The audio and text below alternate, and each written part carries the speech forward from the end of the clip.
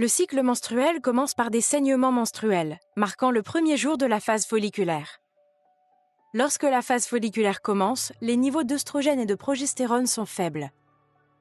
Par conséquent, les couches supérieures de la muqueuse épaisse de l'utérus se décomposent et sont éliminées, et les saignements menstruels apparaissent.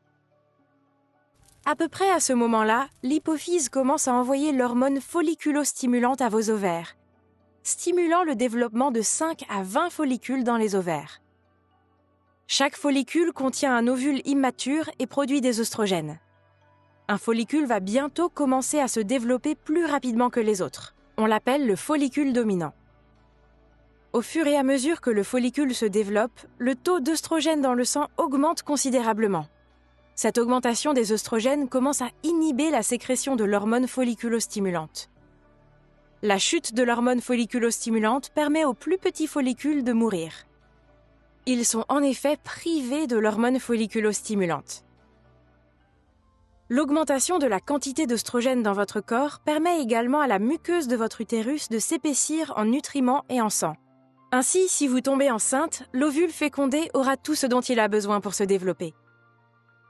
La phase ovulatoire commence par une augmentation des niveaux de l'hormone lutéinisante et de l'hormone folliculostimulante.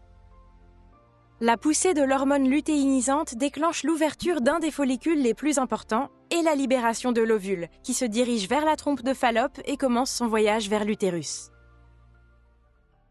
L'ovulation se produit généralement 16 à 32 heures après le début de la poussée, vers le 14e jour du cycle menstruel. Pendant la phase lutéale, les niveaux de l'hormone lutéinisante et de l'hormone folliculostimulante diminuent.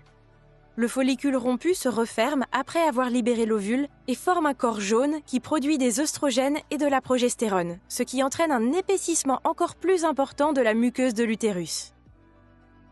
Si un ovule est fécondé, la progestérone favorise le début de la grossesse. Mais si aucune fécondation n'a lieu, le corps jaune se décompose entre 9 et 11 jours après l'ovulation. Il en résulte une chute des niveaux d'œstrogène et de progestérone, ce qui nous ramène au premier stade des menstruations si aucune grossesse n'a eu lieu. Merci d'avoir regardé cette vidéo.